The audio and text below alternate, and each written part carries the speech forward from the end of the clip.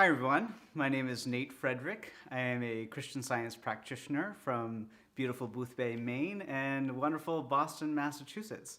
And today I'm streaming here from Boston. I wish everyone a very happy holidays and a Merry Christmas. You can see I've got some decorations up already. Now, today we're going to explore the topic of prayer and healing and address some of the concerns that people have in thought right now. Now, before we jump into this spiritual adventure, I just want to thank the sponsors of this event, the First Church of Christ Scientist in New York, New York. You can check out their website at firstchristiansciencechurchnyc.com, and they'll have a replay of event on that website afterwards. And if you're ever in New York City in the future sometime, this is a gorgeous church. I hope you get to go by and visit them sometime. Now, if you've never joined a lecture like this before online, the way I do it, we're streaming to YouTube, and there's a chat functionality you should see on the right side of the screen. You can chat a question anytime you'd like during this talk, and at the end of it, I'm going to answer a few of those questions. Now, you can also just email me directly if you'd like at talkwithnate@gmail.com if you'd like to do that for any reason. Now, the topic we are exploring today is prayer. And a lot of people around the world think about prayer in very namby-pamby ways. You know, there might be some distressing situation in the news, and you think, people are sending out their thoughts and prayers. And often that phrase is uttered in a sense of, we're wishing well towards someone or some situation, but often we're not expecting radical change. We don't think about prayer as the most influential human activity in the world, but I really do think it is. I think prayer allows us to get at the root of issues like nothing else can. And the beauty of prayer is that it's always available to us. 24/7, we're always able to pray. And there's this ubiquitous image that people have of prayer all around the world. If you asked a child to draw someone praying, they would probably draw someone down on their knees, their eyes closed, their hands folded. And I love this symbol because it really connotes the qualities that are associated with prayer in a very universal way. Now, of course, we don't need to be in that physical position to pray. We can pray without ceasing, like the Bible tells us. We can pray every moment of the day because prayer is really holding a right perspective of a situation. It's really seeing and feeling and acknowledging reality out from God's point of view. And I'm going to talk about how we can gain that right perspective and feeling of life. Now, back to the symbol there. If we're down on our knees, what does that signify? I think it signifies humility. Jesus said, "I can of my own self do nothing." He really had a sense that as an individual separate from God or the divine, he could do nothing of lasting good. But he realized that as just a material personality or a self based upon material situations and our material parents and our material town we grew up in, defining ourselves by matter, that we really are nothing. That's a fictional entity, as we'll see in this lecture, that material self we often construe as us.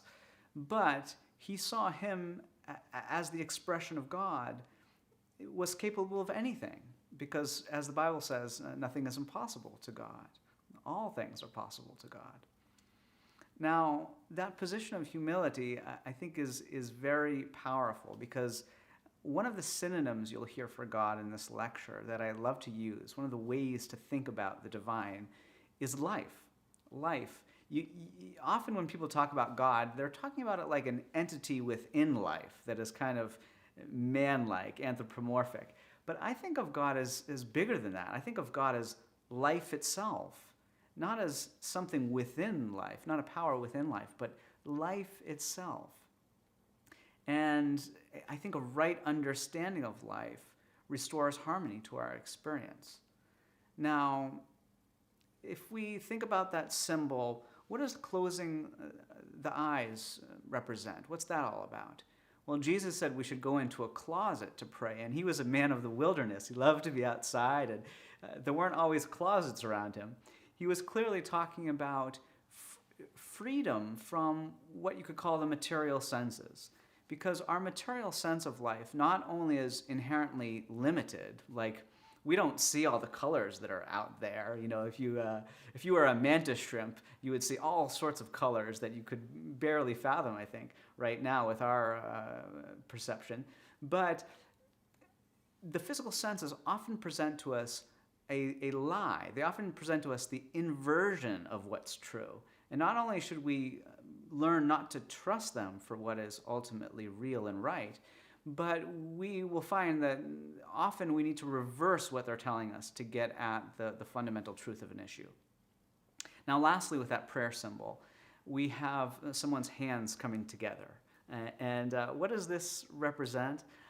So often in life, there appears to be dualism. There appears to be good in life, but then there's bad in life. And, you know, there's things that are after us. There's things to be afraid of. There's evil influences, dis-ease. And so often in life, we kind of bifurcate things into this camp versus this camp, whether it's male versus female, or Republican versus Democrat, or this country versus that country. And when you see that dualism, there's always conflict, right? But right at the heart of the Bible, it's about monotheism, that there really ultimately is one power, one force, one intelligence to life that's not opposed to itself. For there to be pressure or conflict, there has to be two forces. There has to be this concept of dualism. And I see the Bible as really cutting through that, saying that what appears to be two things conflicting really is coming from one source that sees everything from a harmonious perspective. And if you ever feel at one with life, you feel like you're not separate from any good. You feel like, you include, male and female qualities. You don't have to find someone to complete you. You feel like you don't have to gain something from life to feel close to it, because you're the very product of life, the manifestation of life are God. And God needs you, just like every color in the color wheel needs every color to express the full glory of color in life. And we're going to see in this lecture how needed and vital each one of us is to express God's goodness, life's glory.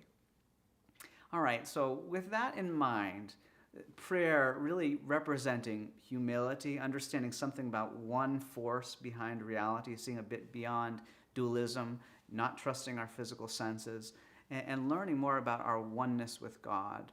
We're going to take an adventure together to see how those elements of prayer actually are profoundly logical, actually can begin to reveal a kind of scientific way to look at life that's not material at all, but it's a spiritual science. It's a Christian science.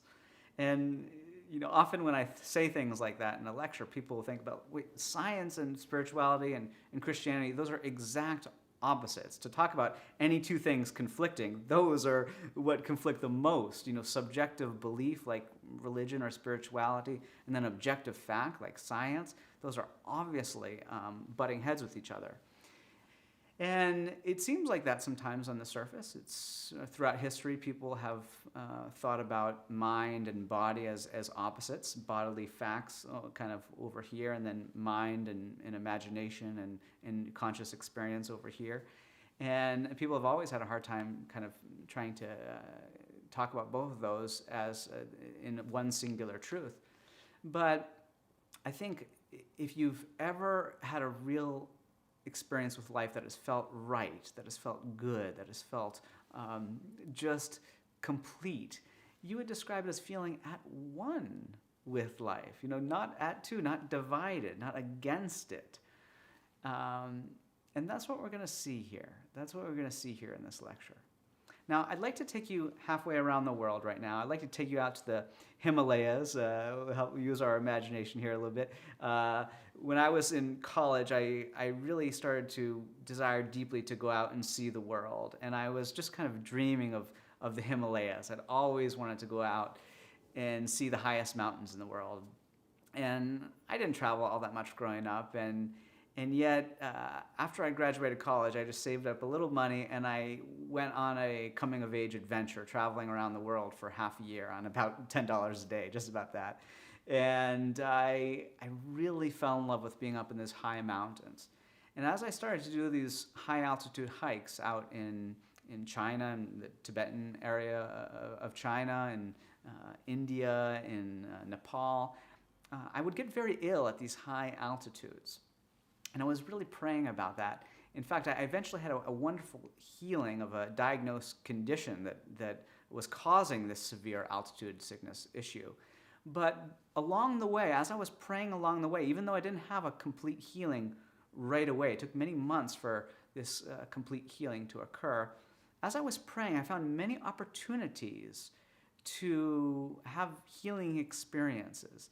And in fact, there was one that was so memorable. Often when we're praying for ourselves and learning spiritual lessons, we start to bless those around us in ways that we couldn't even fathom.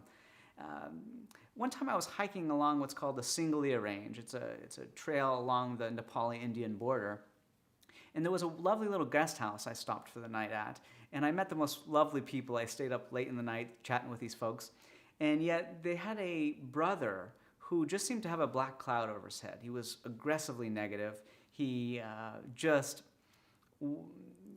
seemed like there was something mentally off with him.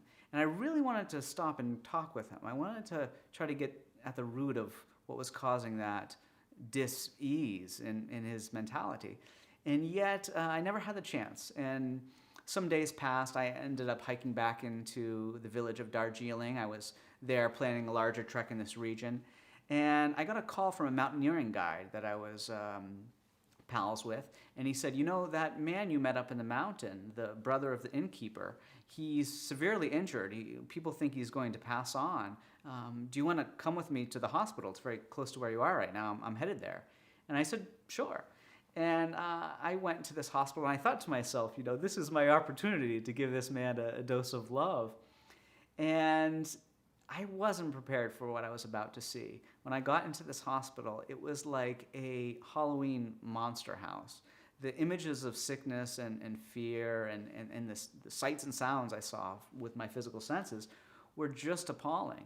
And it reminded me of Halloween in America. It certainly reminded me of Halloween when I went into this man's sick room.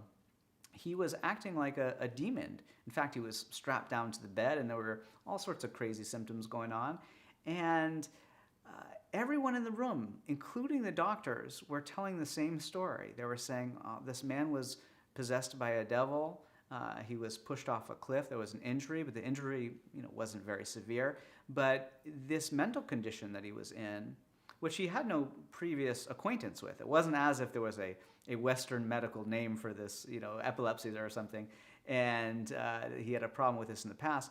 But no, people really just believed that he had an encounter with demon, like many other people had in this area of the world. It was something they believed very intensely.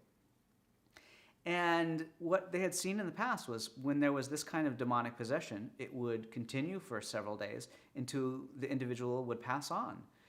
And so people were coming in, they were saying their goodbyes to this man, they were walking out of his room just weeping. And I thought to myself, this is ridiculous. We don't need to buy into this. And I felt like I was in a unique position because I didn't grow up in their culture. I didn't have this expectation. And I could see what this man was suffering from was not some real physical malady. It was a belief. And every culture has their particular beliefs that are based upon what you could call material science. Now, material science is just about observing patterns and regularities of nature. And to the folks in these villages, they saw a very clear pattern about people getting this ailment. They didn't know where it came from or how it was created. But they would see when they were possessed by a demon, this is what would happen, X, Y, and Z, and they usually died. Now, where I live in America, a lot of people have the same kind of belief with disease. They don't really know how disease is created, but they observe the patterns, and then they'll graph the patterns, the waves of disease, and they'll say, well, this is the expectation of death or of injury and so forth. Well, in this particular case with the man who is possessed by the demon, it was so clear to me that we didn't need to buy into this concept of this man as demonically possessed. The Bible talks about casting out demons, Jesus did, and I think of a demon as an ungodlike belief about ourselves. And I went back to my hotel room that night, and instead of seeing this man as the image of dis-ease, which was what the physical senses presented, I started to see him as the very first chapter of the Bible talks about how we should define ourselves. It says we're the image and likeness of God. And so I started to think about this man as the very living image of love, and that he needed to express God, or God couldn't be expressed. He was the very effect of God. Like every cause needs an effect. God, being the cause of existence, needs us as its effect. Like if you think about something like, the principle of music, like there's a principle and there are laws of music, but that music needs to be played. You need to hear it for it to be something real. It needs to be represented. Well, God needs to be represented, and we, the sons and daughters of God, are the highest expressions of God. And again, when I say God, I just mean life. And I was thinking and praying about this man as being the image and likeness of God, and I started to feel deeply, deeply good, deeply right. And this rightness and goodness that these prayers were filling my heart with started to destroy the fear that was in my thought. Just like if there was darkness in a room and you started to shine a light in the room, all the darkness would disappear. Now, the darkness is not really something.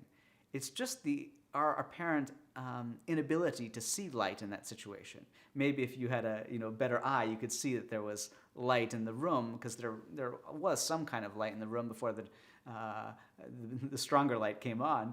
But when you turn on a light, it's not like the darkness is destroyed by the light. Darkness is not anything at all. It's just our lack of ability to see light.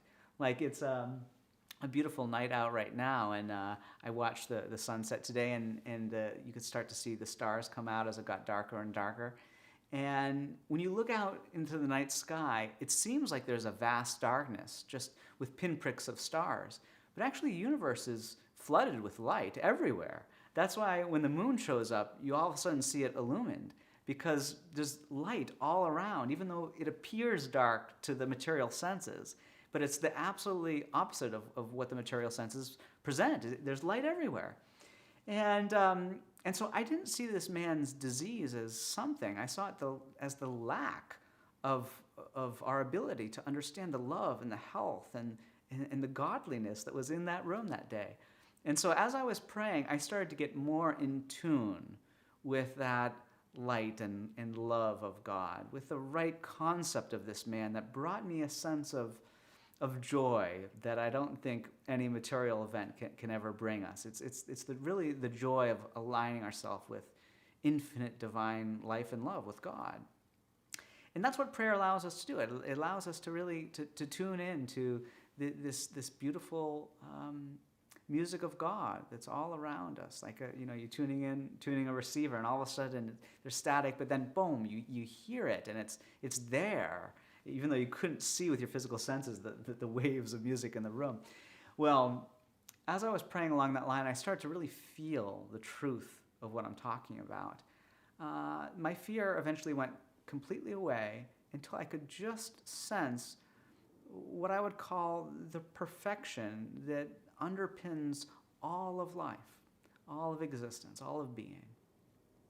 And I ended up going to sleep peacefully that night, and a few days later, I was hiking out in the region where I originally met that man, and I was realizing that I was going to pass by that guest house, and I wanted to stop in to see how the family was doing. And before I even got to the front door, I saw the man who had been so sick in the hospital already back in his village. And not only that, but he had this winsome smile on his face, completely different demeanor. And it was that same joy that I felt in prayer that night. It was completely resonant with that. It was just a spitting image of that same bliss that I felt in prayer that night. And real prayer, it doesn't just it's not like God interceding in life to change something. It's like, having darkness and all of a sudden a light just floods the room and you see all this good that's already there. And it brings a kind of joy. Joy is feeling wholeness, completeness in one way or another. It's not feeling detached or isolated or separate. It's that oneness with life and love. And we're all designed to feel that, to know that. And when I think of having faith in God or trusting God, I don't think it's something that's blind at all. I think it's the most logical thing in the world. In Hebrews 11:1, it says, faith is the substance of things hoped for, the evidence of things not seen. And, Jesus said, you can pray for anything, and if you have faith, you will receive it. And often in our secular culture, people talk about faith as something, it's just like hope, really. It's not anything that's close to scientific, or there's no scientific faith. But when I was in college, I started to ask myself all the big questions about why are we here in life and how can we do the most good. And I started to study religion because I was looking for the truths, the ethics, the healing experiences that underpin reality. And I wanted some theory of everything. I wanted to find a way to explain all of existence.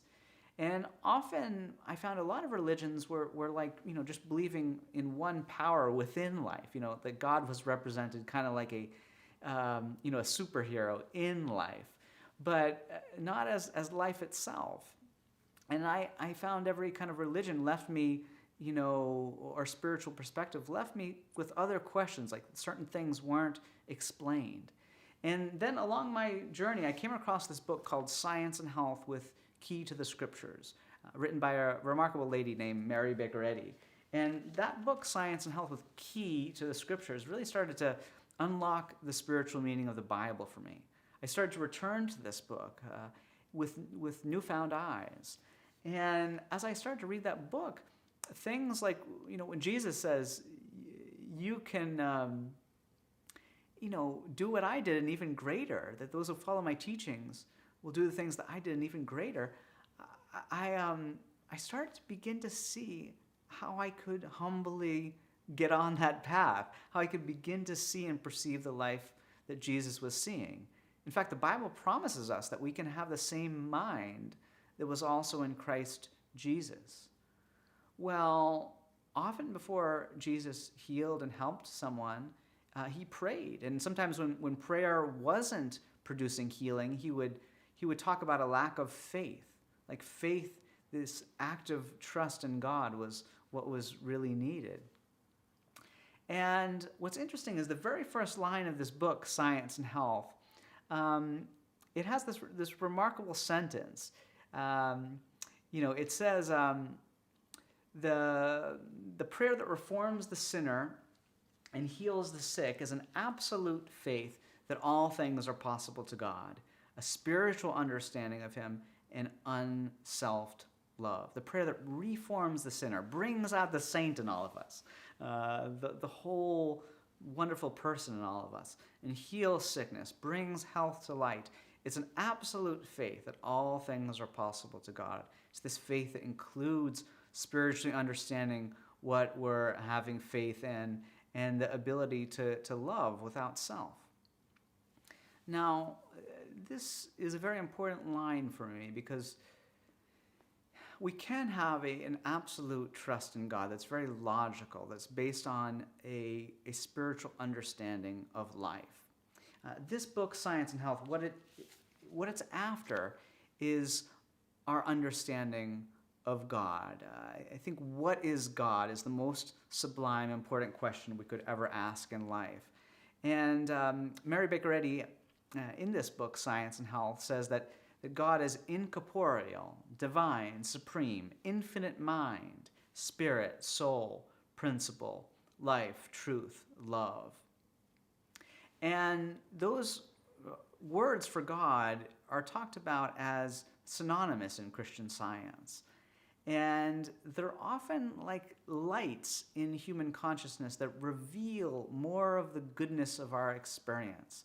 I had a wonderful kind of instantaneous healing some years ago, and I was asking God recently, how did that come about? And I had this little inspiration that was along the lines of light that I'm talking about. I've been thinking a lot about lighting, setting up these kind of webinars, and I just had this image of, if there's one light in a room, sometimes there still appears to be shadows or darkness to us. But then another light appears from another side, and there's less shadow there. And if there's another one from another angle, there's still more and more less shadows, less nooks and crannies that any darkness could appear in. And if you keep bringing in more lights from different angles, eventually there's just no darkness anymore.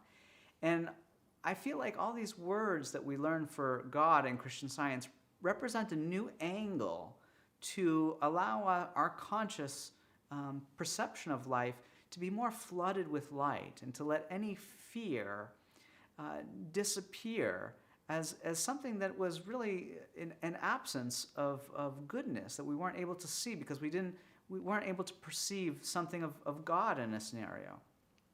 There's an acronym for fear that says false evidence appearing real. When we have that feeling of something that makes us anxious or uncomfortable, it's because we believe or we're having faith in evil. Fear really is an act of faith in evil. And what destroys fear is love. Perfect love casts out fear, says the Bible. So, love is one of those synonyms for God. But what is love? If we just think about love, that can bring a lot of light into our consciousness. But when we begin to see that love is divine principle, it's something that is, principle comes from the same word as the word prime does, meaning it's irreducible, it's fundamental. It can explain everything. If you have a principle of mathematics, it's the cause of all the laws that go forth, that bring about mathematical harmony and beauty. And the principle of life is not something that's cold or completely impersonal. It's soul. Soul is the source of life. Soul, a word connoting beauty and elegance and harmony and inspiration.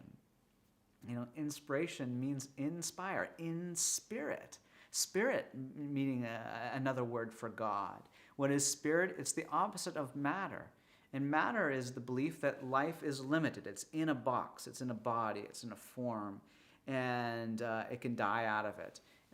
We're going to talk about the theory of materialism in just a moment, because it's really the opposite of what I'm talking about, the idea that spirit or God is all.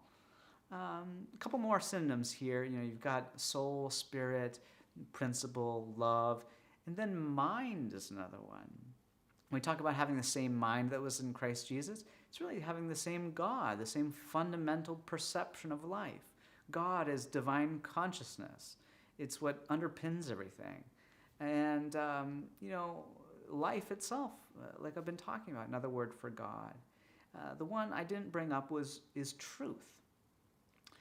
Truth, when Jesus said, you will know the truth, and the truth will set you free, I think he was saying you will know God, and God will set you free. Now, these words are wonderful, different perspectives that bring out and illumine goodness in our experience from different angles, destroy what appears to be the absence of good, dis-ease, the absence of ease, the absence of harmony.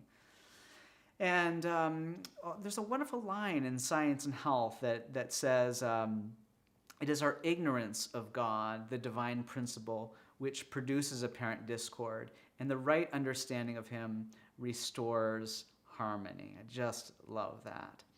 Now, what a lot of people are dealing with right now in the world is the fear of loss.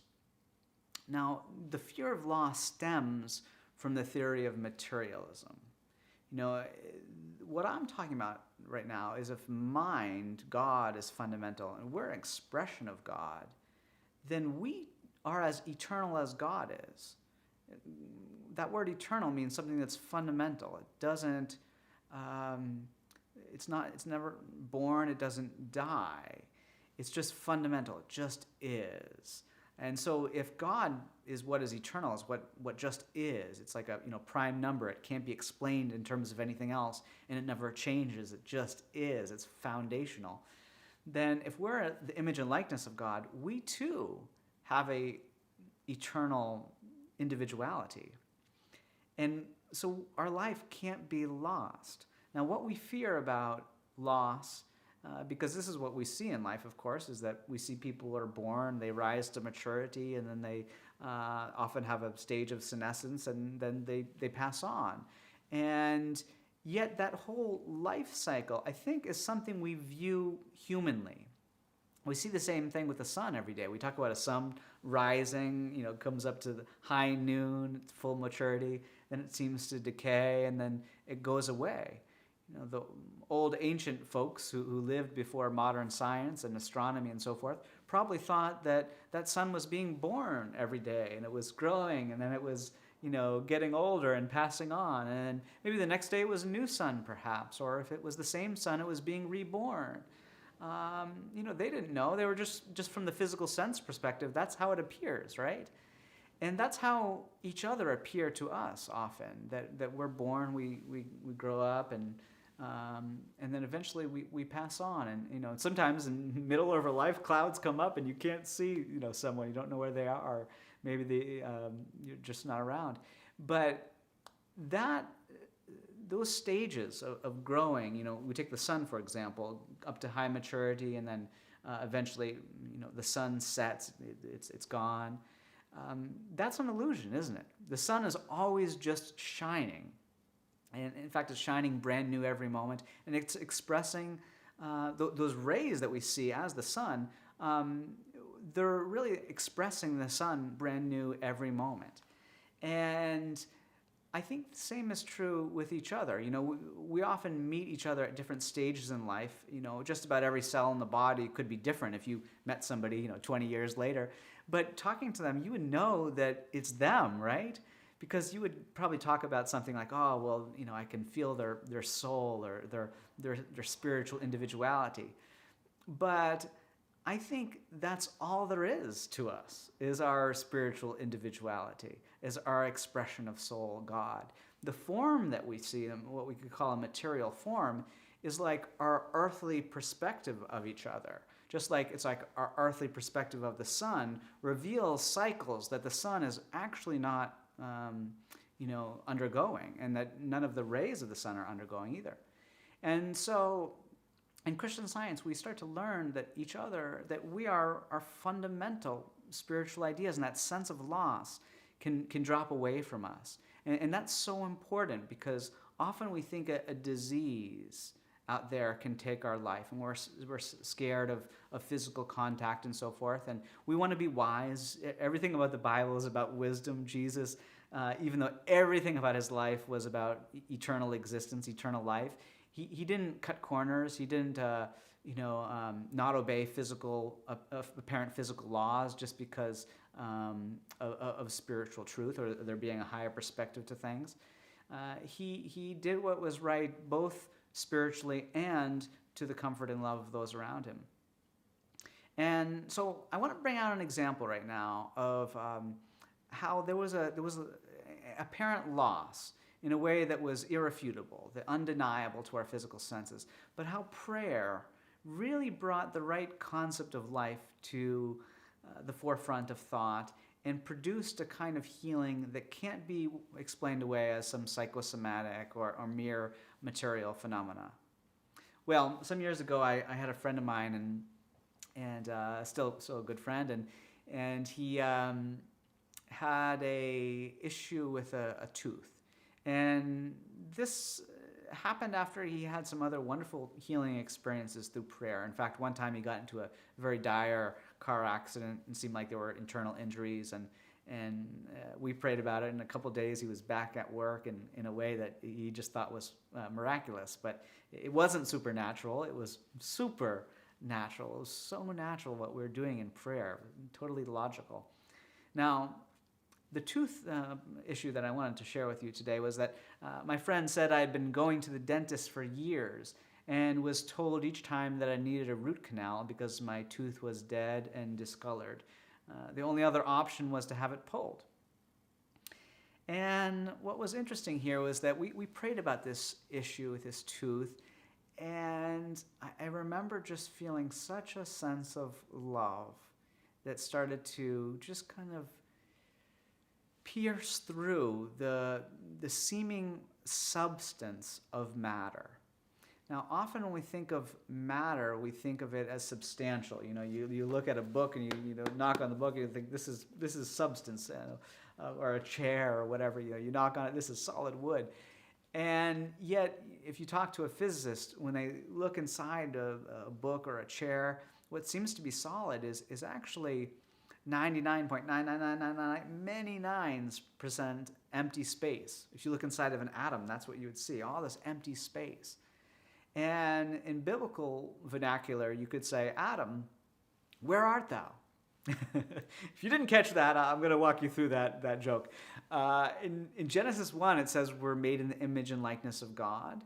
In that very first chapter, it's all about there just being one source. Everything is made by that one source, and it's good. That's really the essence of that beautiful poem that the Bible begins with.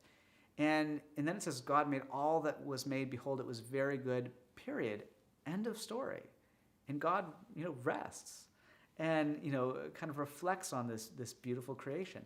And that's not the end of the Bible, though. The second chapter says a mist comes up from the earth. And what does a mist do? It obscures things. You can't really see what's going on. And from that misty perspective, it all of a sudden reveals a kind of life and a God that is very capricious, very good and bad. It starts to talk about life in terms of spirit and matter. It says that God, spirit, makes man, the first man, Adam, out of the dust of the ground. And this material concept of man right away starts sinning. It seems to just be within him. It seems to be a part of him, because our vision of this man is incorrect. And this original Adam man, I really see this as kind of a myth, a story to try to evoke the truth of spirituality, of life. This Adam man right away starts to fall into a slumber, and in his sleep he starts to dream that woman was created to serve him. He must have been dreaming. And then his kids, his progeny, start to fight for the good because they think good is in form, it's in matter. And they start to fight for it. And there's all this, it starts from this vision of substance being in matter, in the dust of the ground. What did Jesus think about this? One time he spit on the dust of the ground. You spit on something if you like it? Of course not. And then he made some mud, he put it on a man's eyes, and he said, go wash that off. And the man came back seeing, apparently. Now, we don't know if that's exactly a myth, too, or based or on a solid historical event or not. But the lesson there is clear, is that we're supposed to not perceive life in this material way that brings out limitation, blindness to what's really there. And now, in my friend's situation with this tooth, he had an x-ray that showed that he had a dead tooth. His dentist was bothering him about it for a long time, and he was a young man. He was in between jobs. He didn't have the money to get this done, or at least he didn't feel like he had the cash. And he was in a situation like a lot of people are right now, kind of low on funds. They were in a situation, they were struggling economically, thinking about health care. And yet also, like so many people right now, I heard recently like more people are Googling prayer and God right now than they have been in the past. I'm not surprised. I think so many people are hungry for a spiritual perspective of life. And my friend was. In fact, what he was seeing through his nascent study of Christian Science is that when we begin to see things from God's point of view, it's not just like patching up one area in our life. That might be the catalyst for us to start to pray. But prayer is really like lifting the tides of our perception, because the way we perceive life is unitary in that consciousness is one. And so when I'm out in Maine, I have a home on a tidal river, and when the tides come up, all the boats in the river come up with the one tide, right? And when we lift our consciousness, lift our perception of life to God, everything starts to appear more beautiful from this heightened point of view. The Bible talks about God being in heaven, and heaven is like this higher, truer perspective. It's like the earth appears flat from our little myopic view on the earth, but if we were able to go way up into outer space, eventually we would see it's a beautiful sphere. And that higher perspective is 100% true. The earthly perspective of the earth being flat, 100% false.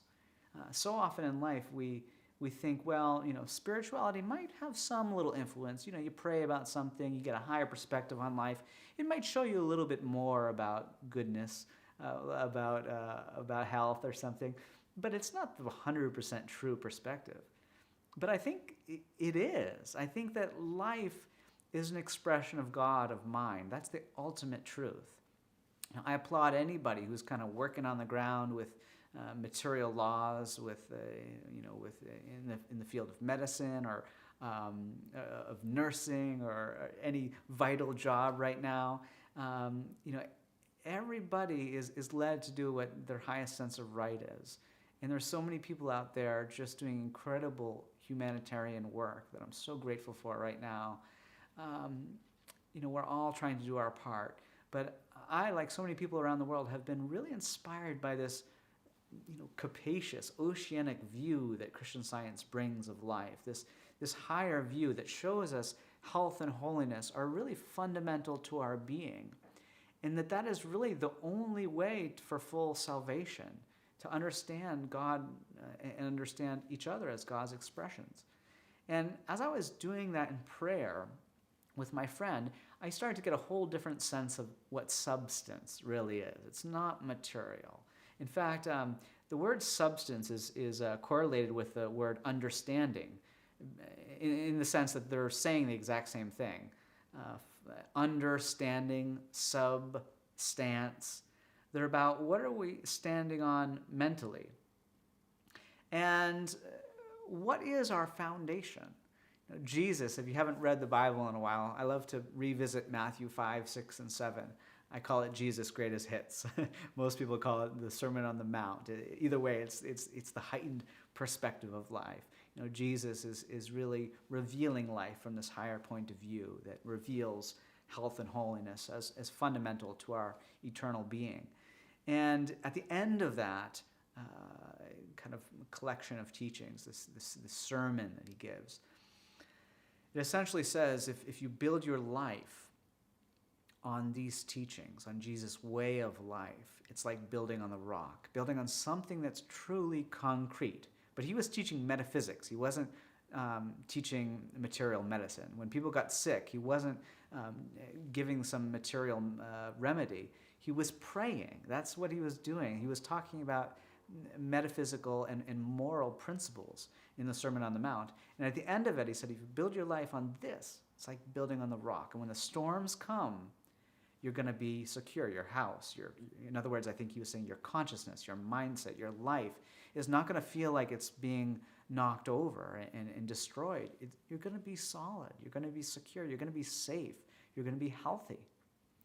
And he talked about if you don't build your life on what I would call Christian Science, these universal principles that Jesus was teaching and that Mary Baker Eddy further fleshed out in her life and in her writings,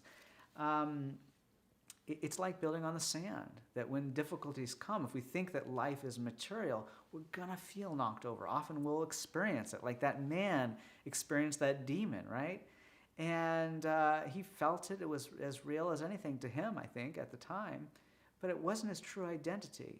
We're not the expressions of disease. We're the expressions of God. I think that's the truth of being that sets us free.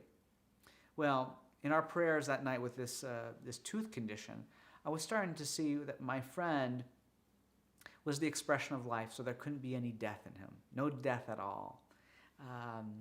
There's this little phrase in the book of Luke that essentially says, to God, all are alive. Because, to life itself, there is no death. Just to light, there is no darkness. If you said, hey, to a flashlight, come look at this darkness, and a flashlight tried to look at the darkness, it wouldn't see the darkness. It would only see what its light illumines. And often we think of there's somehow kind of a limitation to not knowing evil. Like, well, an omnipotent God, of course, would know evil, would know more than us. But false knowledge is not more knowledge. And, the Bible in that second chapter of Genesis, it talks about, that eating that apple of good and evil is what kind of curses us to difficult experiences.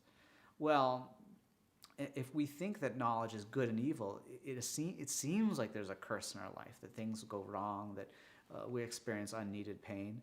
But we want to understand more knowledge. It's like if you're learning mathematics, you wouldn't want to know right principles like 2 + 2 = 4, and then also 2 + 2 = 5, and accumulate right and wrong knowledge, as if right and wrong knowledge, both known at the same time, is like gaining more knowledge.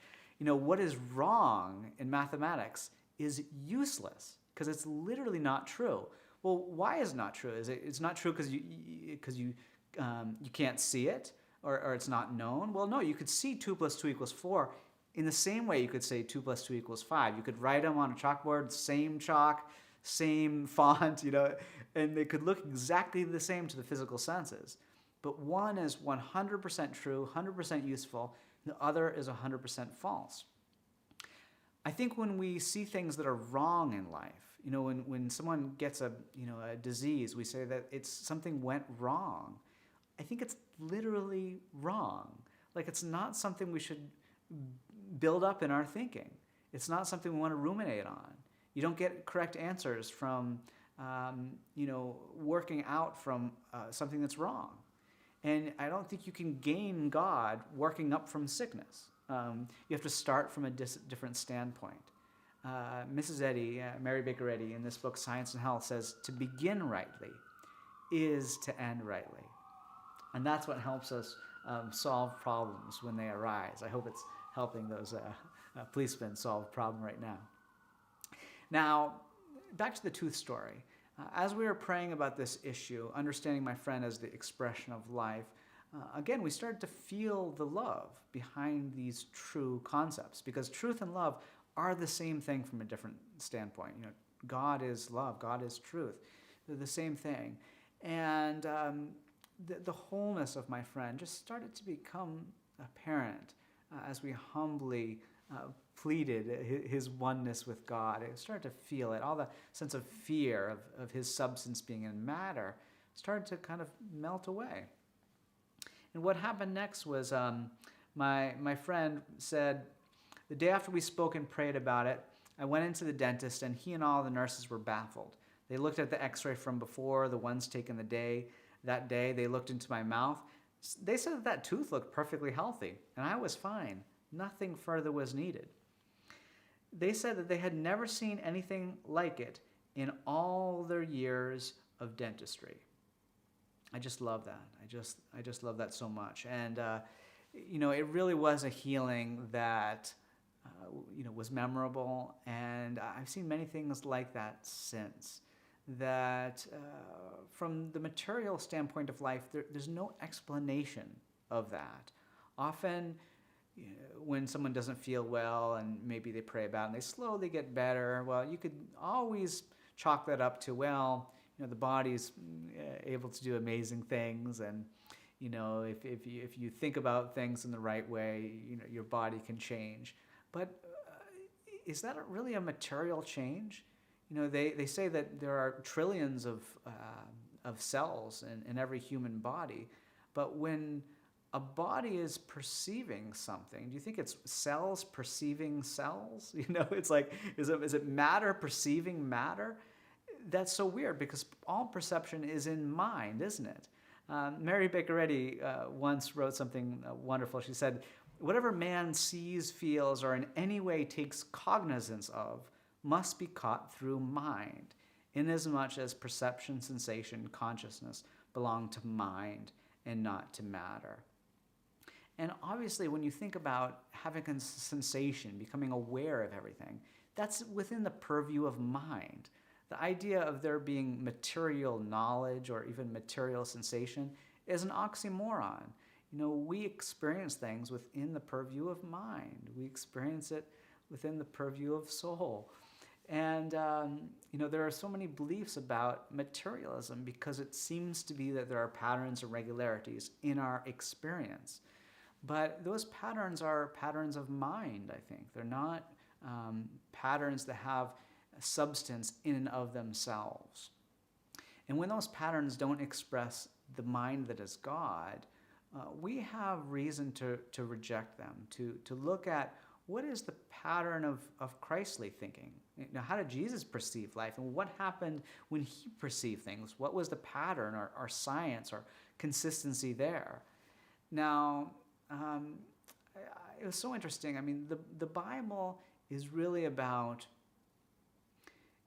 reforming and bringing out the truth in all of us, no matter how lost we seem to be. There's this beautiful parable in the book of Luke about what's often called the Prodigal Son, where a man is born the son of the king, but he gets lured away with these materialistic promises or vision of life in matter, of life in money, right? A life in physical pleasure. And he starts to waste his life away in what the King James Bible tactfully calls riotous living. And at a point, he turns around, what the Bible calls repents. He pivots. He starts to look at things from a new perspective. He starts to look home, and he starts walking there. And before he gets all the way home, the father rushes out, embraces this man, and a big party is then thrown to celebrate the son's return. And just imagine the love that this boy must have felt. He felt like he didn't deserve good anymore, that he had done something wrong. He had looked at life in matter, in money, in physical pleasure, and he wasn't looking at life in God. He wasn't at home where he was supposed to be. He wasn't thinking about himself as the son of the king. Well, when we think about ourselves as the son of God, that we have everything that God has. In that parable, the king says to the older brother, all that is mine is yours, right? When we think about having everything that God has, all of our life can begin to radically change. I know many people out there are struggling with labels, whether it's some chronic or terminal ailment that might have been given to them by a physician, or just some label somebody gave you growing up that you don't like, or even just thinking of yourself as this way or that way. I was talking to a family member and recently, and they were saying, everybody in our family has OCD. Nobody can pay attention long enough. And I just thought, boy, that's not a helpful label. And there's so many labels being thrown around, and I've seen so many people find freedom in life, find consistent good. I could even say scientific good, by really beginning to perceive their life out from God. Now, I saw a man one time in a prison, and it beautifully illustrates everything I'm sharing with you right now. Some years ago, I went to a prison out near where I was living in Boston. And there was a man in this prison who, just really had been having a terrible experience in life. And he was arrested. He was there in the prison, and I was expecting a big crowd. I was going to share Christian Science to this group of inmates, and the only person who showed up was well, there were two of them. There was a young man, another man who was slightly older, and as I started to share with them ideas that I've been sharing with you today along these lines, they were so interested. It was so beautiful. You could tell that these guys were like coming home. They were feeling like, this feels so good. It feels so right. But then all this but started to come in. It's like that Genesis 2, but, there's this material vision of life. And the younger of the two kept being like, but my dad. I mean, he was saying all sorts of things to me, but from my point of view, it was like, but I'm defined by my dad. And in fact, one point he said, my dad's been a criminal, my grandfather criminal. I think it's just in my blood. Well, I didn't tell you this story today, but when I was hiking up in the high altitudes, I was diagnosed with a critical blood condition. And there was an analogy that really helped me in my prayers when I was finally diagnosed with this blood condition that was seemingly causing this severe altitude reaction. And the analogy that I found helpful was this idea of a light beam. Jesus said, we're the light of the world. He said those who follow in his footsteps are essentially the light of the world. And, if you take a light beam, imagine if you saw, a light beam come out through some trees, and you start to say things to that light beam like, you're no good, you gotta, you're diseased, you're a bad person, you're from this town, nobody likes. No matter what you said to that light beam, it wouldn't change its nature at all. People are trying to pin down Jesus, like, you're from Nazareth. What good has come from Nazareth? You're defined by that town. That's where you grew up. That's where you got your identity from. How could you be good? Jesus was not defining himself by a town. He was born Jesus of Nazareth. He started to call himself the Son of God, started to define himself by God, by the divine. And what's interesting is that in that light beam analogy, no matter what you say to a light beam, it doesn't change its nature. You could try to physically manipulate that light beam, touch it, try to stop it from shining. You could, slice it, cut it with some scissors, do all sorts of things to it physically. It wouldn't change its nature or stop it from shining at all. Its past history has nothing to do with its current state, because it's made brand new right out from the sun every moment. And lastly, if you tried to put that sun into a box, materialize it, like it's in a body, it's boxed in, right? And you bring it into another room, you open up that box, would it be in there?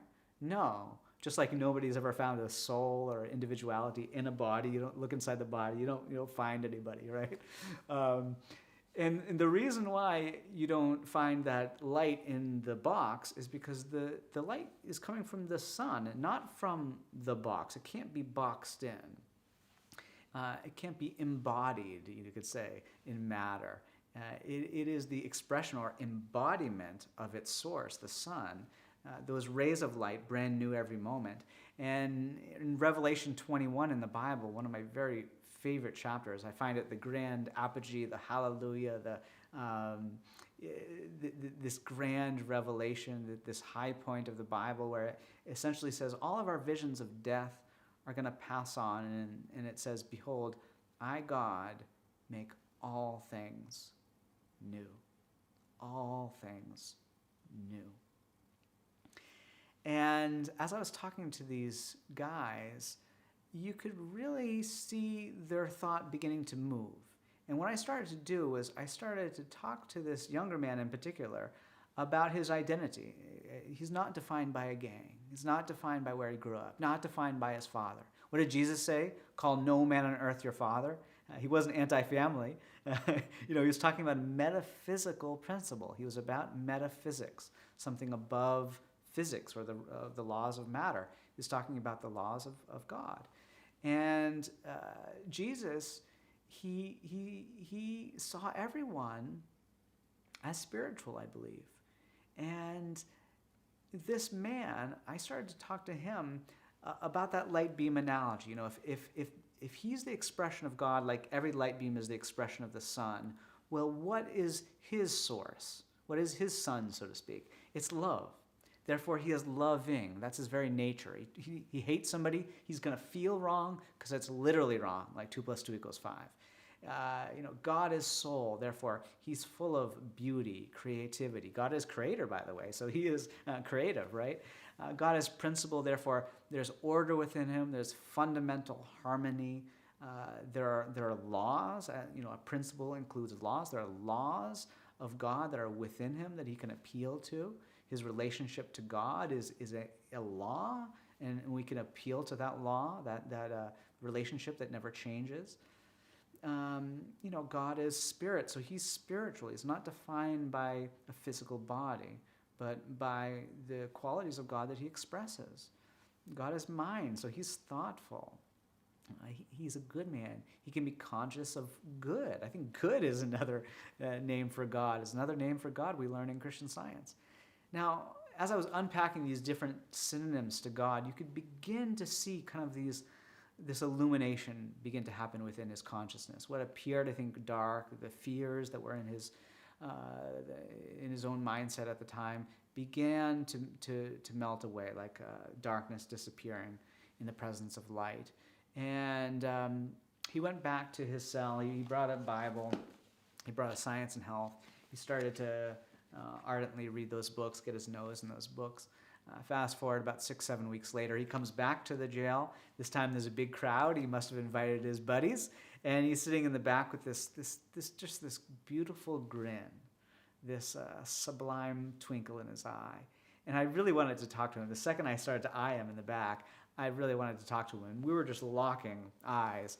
And as this little informal service got going, frankly, I was just excited to get it over with because I wanted to talk to the guy in the back. It looked like he had a story to tell. And at the end of the service, he just sauntered up to me nice and slow, and he said, "Boy, Nate, I got a testimony for you." And I said, "Well, what is it?" And he said, "Well, when I came into the jail, I had been diagnosed with lung cancer. That's why I came to that service that day." And he said, "I heard over the intercom it was a healing service, and that's why I came." And then he said, "You share those ideas with me, and frankly, I don't know what happened, but all the symptoms disappeared. My buddies were saying, it's a relapse, it'll come back any moment." He waited and waited and waited and waited, and eventually he canceled his appointment for surgery. More weeks passed, and there he was in front of me as this paragon of health, this shining example of what it means to be a son of God. He was full of all those qualities that Jesus shared right at the beginning of the Sermon on the Mount: of meekness, of humility, of striving after righteousness, what is right, of being a peacemaker, of being persecuted for righteousness' sake, for what is right, not resisting conflict, not trying to fight back, but living out from this perspective that love is real and will always win in the end. And he got quiet and he said, "Now, do you think this could help me in other areas of my life?" And I said, "Of course it can. The truth is it lifts us up to begin to perceive everything from perspective that blesses and heals." And that's what Mary Baker Eddy taught. Mary Baker Eddy is such a remarkable woman. And there are so many, pernicious, wrong ideas about her out there. She was someone who discovered something so profound, so helpful to humanity. In Science and Health, she wrote, "I saw before me the sick wearing out years of servitude to an unreal master in the belief that the body governed them rather than mind. The lame, the deaf, the dumb, the blind, the sick, the sensual, the sinner. I wish to save them from the slavery of their own beliefs." And she was someone whose thought appeared so different than a lot of mainstream Christian thinking did at the time, and continues to do so today. A lot of people have this idea that when you die, you're going to go to heaven or hell. And boy, I kind of grew up with that concept in the background. There are a lot of people who believe that in my town, and it kind of always just didn't strike me as something that could be true with an infinite loving God. And I recently saw a little cartoon of a depiction of hell. There's flames all around, and there was a guy just whistling with a little cart, just going through hell, and there were these demons down there saying, "Oh, I don't think he gets it." That little cartoon actually expresses something I've felt for a long time. I mean, I remember reading a book when I was in high school, when I was just starting to think big about life, and it was I read a book from an existentialist who was feeling some angst in life, some fear in life, and so forth. And they thought, well, if I could just go to some idyllic place, go on vacation. And they ended up going on vacation. And the first thing they realized was, oh, I brought my mind with me. I brought me with me. I'm the same me here. I have all the same fears and anxieties. The physical location didn't change anything about me. And I've been in difficult situations in life and been totally in heaven, and I've been in paradise, so to speak, on the outside, and yet just felt a lot of anxiety and fear because I haven't been right with God at that time in my life. And Christian Science talks about health being as a condition of mind. When we feel at one with God, we can be in any environment and see and acknowledge good all around us. Heaven is clearly a state of thought in every sense of that phrase. And the more we see good, the more that it appears around us. And I think that will continue ad infinitum throughout our eternal existence. And it's wonderful. I mean, Mary Baker Eddy really saw the possibilities for heaven right now. Jesus asked us to pray, as in heaven, so on earth. But so few people have understood how to make that practical. Well, Mary Baker Eddy really saw heaven as the consciousness of God, and we can gain that perception right here and now. In fact, that was the essence of Jesus' teachings and of the promises that he left us with. One of those promises in the book of John, he said, I will send you a comforter, something he assumed would help people understand his teachings. And when Mary Baker Eddy discovered the science of Christianity, she certainly felt there was a fulfillment to that. Well, I just want to share one little story about a woman who met Mary Baker Eddy that kind of reveals to me some of her character and some of the possibilities of prayer. And as I share this story, though, think about some question you'd like to ask. Write it in that chat box on YouTube there, or email me at talkwithnate, and I'll get to answer a few of these in just a moment. Now, there was a woman named Harriet O'Brien who just had such a difficult life, one difficult ailment after the next.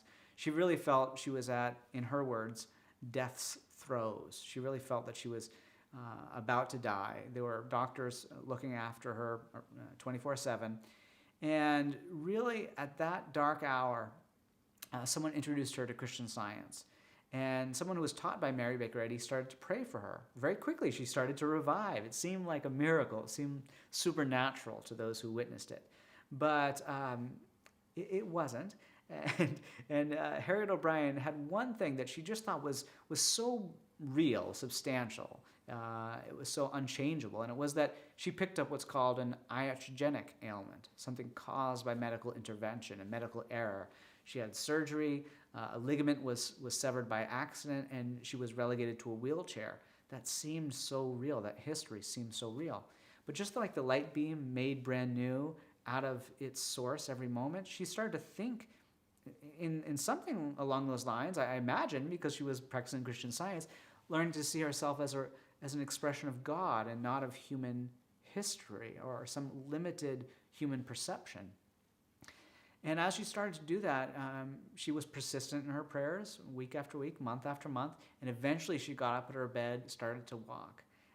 She had a deep desire at that moment to meet Mary Baker Eddy. Mary Baker Eddy must be the source of all this good. She discovered Christian Science, after all. And Mary Baker Eddy was able to see Harriet O'Brien once. They met just briefly. No words were exchanged, and this is what Harriet O'Brien said about that experience. She said, "Transparency is the word that best expresses my impression of Mrs. Eddy. Instinctively, I felt her great love, and I was conscious that no one I had ever seen loved me as much as she did. My entire thought was filled with a spiritual illumination, and there was a glory in the sunshine and landscape as though a breath of heaven had swept earth and enveloped me." And then she went on to say that in that moment she realized the great gulf, the great difference between what we perceive as a material man and a spiritual man made in the image and likeness of God. She really saw that meeting Mary Baker Eddy. And it's so interesting. I'm a student of religion in a way that is rather capacious. I've studied all different forms and experiences of spirituality and religion. And I really like to keep up on that sort of thing and like to see what's possible and what other people have thought and experienced throughout the years. And it's so common for someone to come along who seems to know what Mary Baker Eddy would call the perfection that underlies reality. And they often have a healing ability if they feel that deep oneness with God. People have felt that way and have understood more about the divine in all different ways and because of all different experiences. And for one way or another, it's always learning about the illusion of death or loss or discontinuity or division.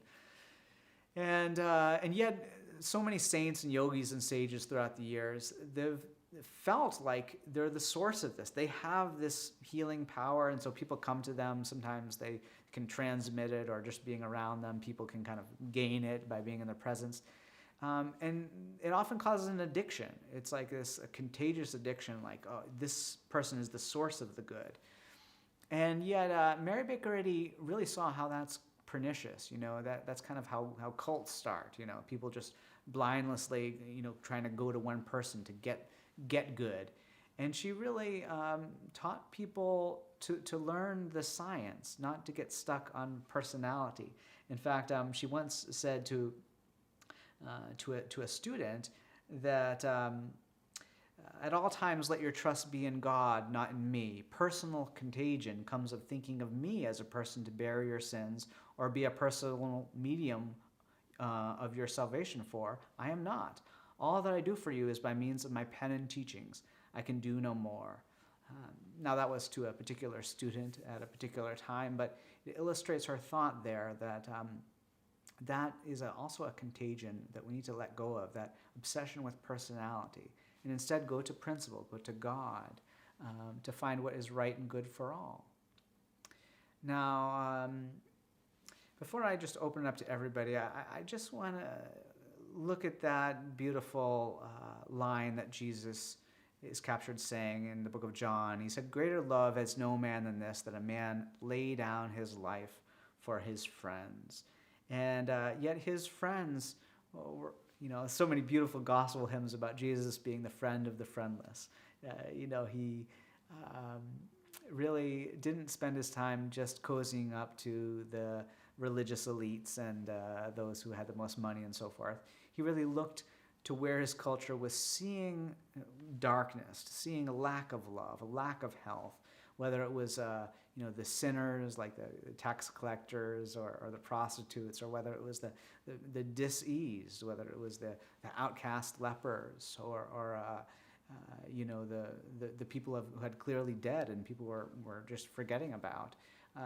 He prayed for individuals in the most dark and discordant conditions, and he showed how the power of love and of seeing life out from God can restore health in even the most difficult circumstance. And Mary Baker Eddy, everything about her teachings is in line with that. Often people think about Jesus being up on the cross, that he was known for his death. And yet, sometimes when I see just a cross there, I just think, did people miss the last chapter there? It's not that Jesus died, and there were other people who died on the cross, right?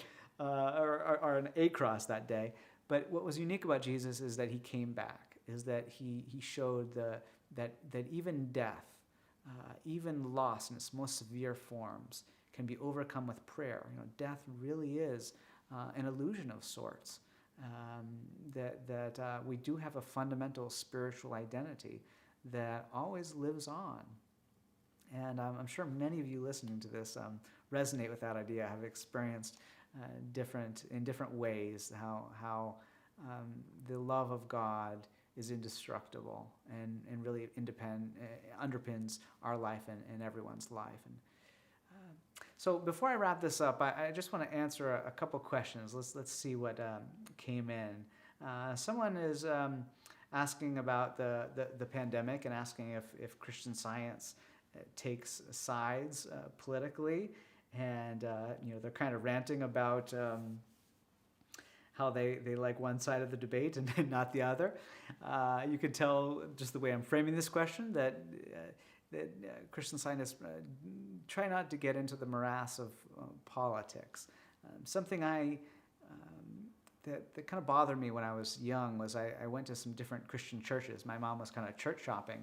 And sometimes churches would take very strong political or moral views that were in line with a particular party, and sometimes they would try to gain money for these different causes. And sometimes they were with wonderful intentions and very good causes. And yet, as I was looking around, I could kind of see that there was some diversity of thought in the congregation. Not everybody was always in line with what the pastor's perspective was. And one of the things I've loved about Christian Science over the years is that it really promotes independent, deep thinking.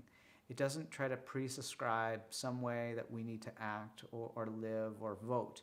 It allows us to really live a life of integrity, of honesty, expressions of truth. We're all honest. Being of one God, we are integral. We have integrity, of a oneness, a wholeness to us. And so we can support that in our politics and everywhere in life. And often when debates arise, sometimes people think, Christian Science eschews medical practice, wouldn't promote something like masks or something like that.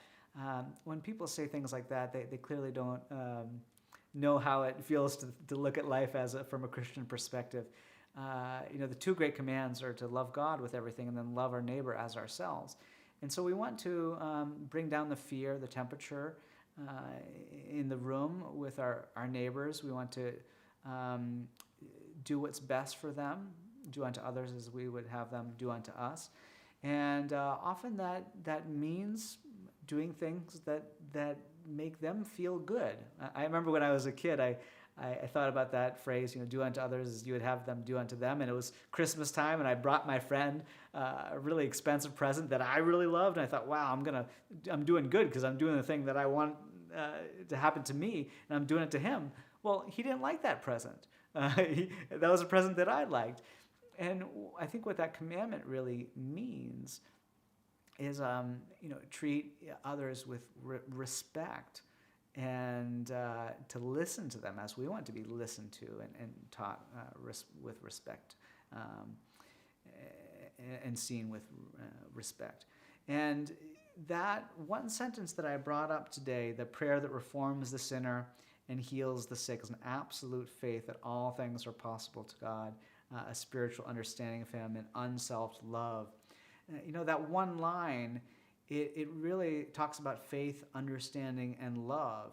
And I think a good relationship in life includes those three things.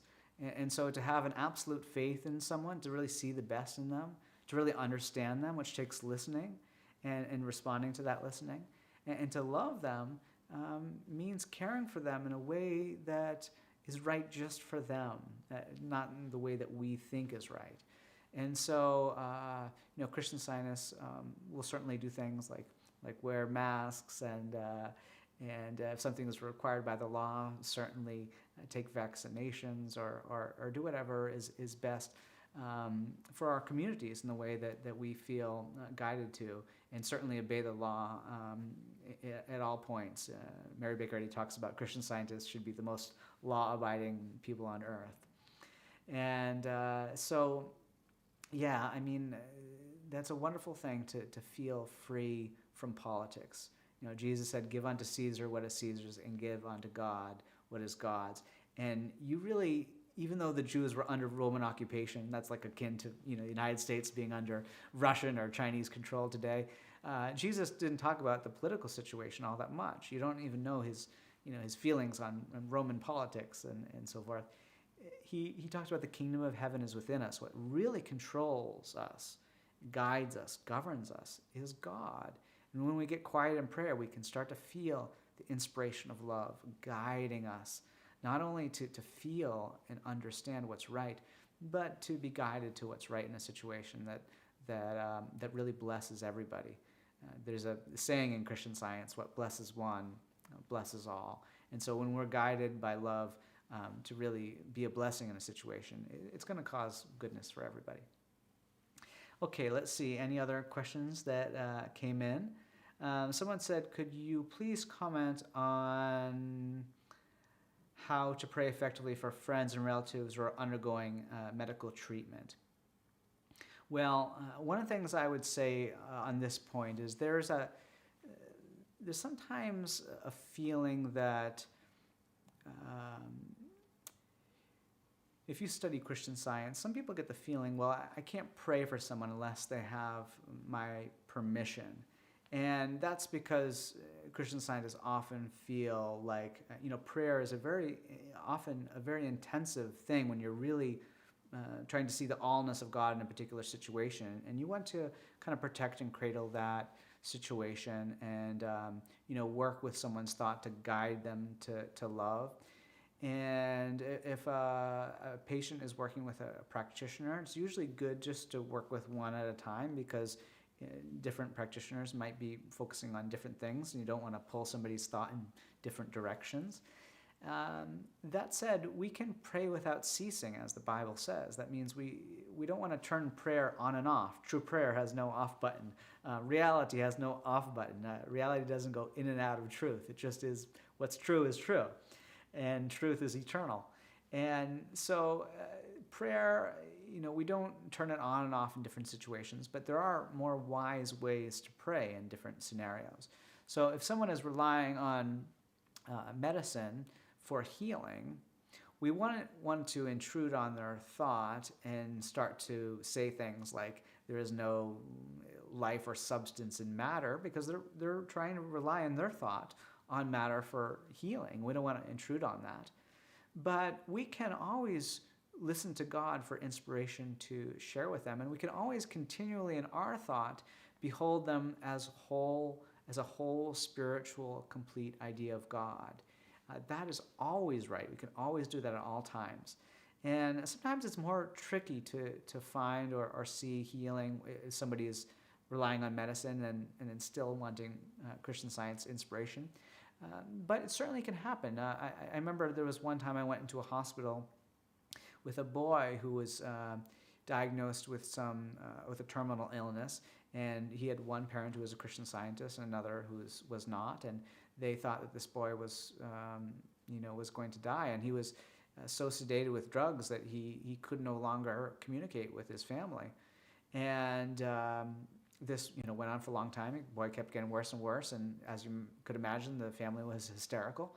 And they asked me if I would go in and pray with this boy. Well, I did, and it wasn't an easy or simple thing. He didn't really even like Christian Science, and he was really never lucid enough to have a full conversation with. But every once in a while, he would be half conscious and listening, and only be able to talk with a few words at a time. But I started to just every day just pray about what I could share with him, just a little good thought. And, sometimes it was just, very practical things, sometimes making him laugh, but always holding behind the scenes this thought that he was a perfect spiritual idea of God. And if there felt right to just plant a little seed when he was ready to think about something, I would plant a little inspiration. And long story short, he eventually started to recover in a way that the doctors couldn't explain. And this boy has graduated college. He's a very smart guy. He's living a successful life. And those days of terminal illness are long behind him. And so I've had many experiences akin to that over the years. And it's always good just to hold the truth of being in our own thought, to destroy any sense of fear we have in our own thought about the substance or reality of an individual being in a physical body. That's what you could call the Adam dream. It's a dream, it's a delusion. It's what Christian Science would call animal magnetism, being kind of magnetically drawn towards a barbaric or just merely physical perspective of each other. Another word for physical is kind of an objective view. We don't want to be objectified, right? Just be seen as a mere hunk of flesh. That has a negative connotation to it. So we don't want to see ourselves as just merely the objective view that the physical sense is presenting. We want to see each other as the image and likeness of God. And so praying along those means with humility, with not trusting the physical senses to present what is true or to reveal the full truth, but going within. The kingdom of heaven is within us. And really pleading our unity with God or an individual's unity with God. Those can be very helpful ways. And as always, just allow that quiet communion with God to lead you. One of my favorite prayers is just, God, use me. I had an experience years ago I was just thinking about the other day. I was out in the rain and I had an old, beautiful car, and it was stuck in the city. I was just driving the city traffic tonight, and it was stuck, and it was raining. And this car, I locked the keys in the car in a place that the car couldn't be for very long. It had to be moved. And I was trying to get the car door open with the little close hook, and I just couldn't do it. It just seemed impossible. And I was out there just soaked in the rain, and after trying so hard for so long, and I just realized it was impossible. I could of my own self do nothing. And at that point, I really, for the first time, even though I was trying to pray along, I was trying to get God to help me, right, with my physical situation, all of a sudden I just started to recognize, God, you are the one power, the one intelligence. You are the cause of everything. Me and life are the effect of it. You are what's governing everything. And all of a sudden, it was as if I wasn't doing anything at all. I found my arms just grabbing that coat hanger again, reaching into the car, and in one just graceful movement, it just went in and opened the car, and it came out. And it was like, what just happened? And I did forget a piece of that story. I said, God, use me. That was the prayer that kind of just bubbled up to the surface in that moment. It just kind of came out of my mouth. And ever since, I've thought, what a wonderful prayer that is. God, use me. Let me be the instrument of your love. Let me be the instrument of your harmony. It says in the book of Romans 8:28, all things work together for good to them that love God. All things work. There can be no dysfunction. Okay, we'll take one more question here. Someone just wrote about, let's see, some personal info here. It's about persistence, about when prayer isn't working right away. Well, I would just simply say, to begin rightly is to end rightly. We need to begin with God and not the problem. If we begin with God, we'll start to reason out and see more godliness. But we can't start from imperfection and reason up to perfection. So that is the insight we just need to go again and again back to. To begin rightly is to end rightly. And all the visions of the past, they don't define us, just like it doesn't affect a sunbeam by what happened to it physically a moment ago. All right, well, a big thanks tonight to First Church of Christ Scientist in New York. Wonderful church, wonderful people who belong to that church. I hope you can get to their website, firstchristiansciencechurchnyc.com. There will be a replay of this event on that site within the next few days, and you should be able to watch this immediately on YouTube. You can check out christianscience.com for biographies of Christian Science, for more of the worldwide activities and services that are being offered right now, many of them on Zoom right now around the world. And just to close here, I just want to tell you how grateful I am for you. So many of us seem to be in isolation from each other right now. I'm in a room all alone talking to you, but I feel like the world is really undergoing a metamorphosis right now, that our oneness with God and with each other cannot be out of reach. And the more we pray about this unity, this oneness, I think it's going to help heal this sense of division, divisiveness, disconnection, dis-ease. I'm so grateful for all of your prayers. I'm so grateful for everything that you are and that we are together as God's expression. I hope you got something out of this lecture about how you can pray and heal, and about what Christian Science is. Thank you so much.